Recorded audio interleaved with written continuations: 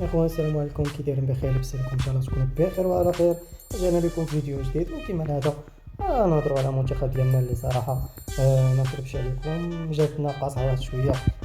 حنا لعبنا مزيان وسجلنا في الشوط الاول. المهم داكشي اللي وقع في الشوط الثاني اللي ما كناش كنتمناوه، هذاك الشيء اللي وقع صراحه ما عرفتش شنو خلانا اننا نتراجعوا في الشوط الثاني بهذه الطريقه ونرجعوا اللور بهذه الطريقه. واخا كان بامكاننا نلعبوا كما الشوط الاول راه كنا نزيدوا البيت الثاني.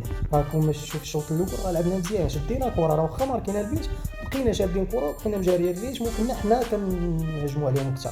ولكن الشوط الثاني كيفاش وقع في الشوط الثاني الله اعلم. باش نكونوا واضحين ما عرفتش كيفاش صراحه. شوف حتى لهنا نقدروا نحبسوا الهضره على الماتش، صافي تقصينا واللي عطى الله عطاه. حنا موالفين كذا هذه كنحاولوا نوصلوا شي حاجه، ولكن كنتقصاو نفس الحاجه كيتعاود باش نحققوا شي حاجه اللي زوينه.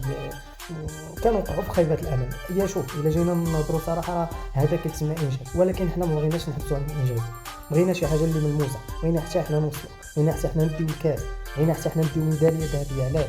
علاش حنا نبقاو غير علاش فرق اخرين مثلا ديال اوروبا كيلعبوا باش انهم يديو اللقب ولا ما كيقلبوش على الانجاز؟ حنا راه ولفنا قضيه انجاز. شنو هو انجاز؟ هو انجاز المنتخب عندنا، شحال هذه موصل لهذا النصف النهائي وشحال من حاجه.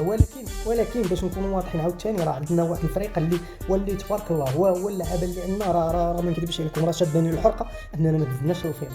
ما نكذبش عليكم، راه عندنا فريق اللي تستاهل وما غاديش نهضر على اللعابه. علاش؟ على حسب عطاو اللي في جهدهم، داروا اكثر من جهدهم، لعبوا مزيان، تقاتلوا وداروا كل شيء، ولكن كيفاش الله اعلم.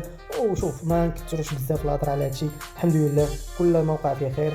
شوف القضيه راه ما تسالاتش هنا، راه مازال عندنا ماتش واحد اخر كما قلت لكم، راه الهضره ما تسالاتش هنا، باقي ماتش اخر ومع المصريين وماتش قاصح ديال بصح. نتمنوا ان اللاعبين ينساو هذا الماتش هذا وعلى الاقل نغلبوا مصر ونديو داك البرونزيه ولا النحاسيه ولا ما عرفتش المهم شنو هي. على الاقل نديو شي حاجه معنا وما نرجعوش بيدينا خاويين على حساب اللعابه اللي يستاهلوا. والله العظيم راه كنضربوا ورجعوا لنفس الهضره، كان خصنا نكونوا دزنا، ولكن الحمد لله على كل حال.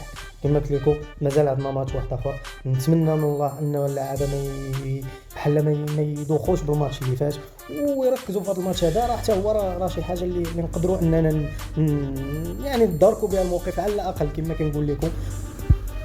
وكما قلت لكم انا راه ما غاديش نلوم اللعابه ولا غادي نركز على شي لعاب ولا على حساب. راكم شفتوا اللعابه راه لعبوا مزيان وداروا اللي في جهدهم. حتى انا غادي نسدوا هذا القوس هذا وغادي نمشيو نهضروا على المهم. شوف حتى لهنا نقدروا نحبسوا الهضره على هادشي وندوزوا لشي حاجه اللي مهمه صراحه. علاش؟ شوف حنا راه ما خسرنا حتى شي حاجه، وبالعكس راه ربحنا بزاف ديال الحوايج، منها رحيم لقينا الحمد لله راس حربه اللي كنا كنفتقدوه من شحال هذه في المنتخب، بلا ما يجي شي واحد يناقشني في هذه القضيه هذه. وراه كلشي عارف هذا البلان وراه شافوا المستوى ديالو من غير الا بغى يسد عينه ويبقى غافل ويبقى عاطي الاولويه لشي واحد اللي ما كيستاهل، ماشي ما كيستاهلش وانما كاين شي حاجه اللي تقدر تعاوننا اكثر منه، ماشي ما كيستاهلش ولكن لقينا شي حاجه اللي تعاوننا اكثر منه اللي ما كناش كنلقاوها في ماتشات وحدين اخرين، اللي كنا ديما ضاربين عليها في ماتشات وحدين اخرين، اللي كنا ديما كنلقاو فيها مشكل في جميع التظاهرات. ويديروا التفكير ديالهم في الماتش اللي جاي ويحاولوا ان شاء الله يفرحونا واخا غير داك الميداليه وما يرجعوش بيديهم خاويين. نركزش عليها ولا نهضر عليها بتاتا، ولكن داكشي اللي وقع النهار اللي مول الماتش ولا النهار ديال الماتش نيت راه صراحه راه ربي اللي كيعلم. فهمتي علاش؟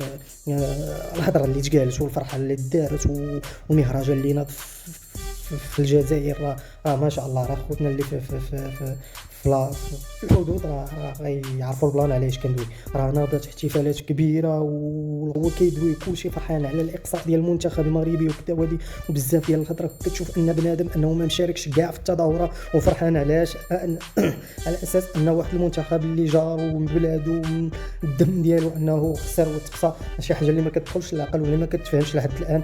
الحاجه اللي بغيت نركز عليها اكثر من هادشي كامل هو ان بنادم شوف ما يركزش مع داكشي ويحاول انه يتجنب داكشي كامل وما شوف غتقول ماشي بزاف راه مشكل، غتقول غير شويه راه حتى هو مشكل، راه ما شاء الله وصافي. نطلب من الله سبحانه وتعالى انه يهدي داك الناس ويردهم الطريق المستقيم ويفيقهم من الغفله ديالهم ولداكشي اللي باغيين يوصلونا ليه. على حسب راه حنا بدينا كنفوتوا الحدود وربي راه عالم فين غتوصل. المهم نطلبوا من الله انه يتصلح هادشي كامل في اقرب وقت، وبنادم يفيق ويعيق ويبدل من العقليه ديالو ان شاء الله. حتى لهنا نكونوا وصلنا لنهايه الفيديو ديالنا. ما تنساوش الدراري لايك، سبسكرايب، كومونتير، بارطاجيو مع صحابكم باش تعاونونا وفي نفس الوقت دعمونا ونديروا فيديوهات وحدين اخرين. ولا عجبتكم بحال هكا نبقاو نهضروا على فرق وحدين اخرين، واللي عنده شي فرقه اللي عزيز عليه ونديروا تحليل ديالها وبزاف ديال الحوايج خليوها لي في الكومونتيرات. اخر هضره نسالوا بها الفيديو ديالنا، وهي الصلاه والسلام على الحبيب صلى الله عليه وسلم، وتهلاو في راسكم.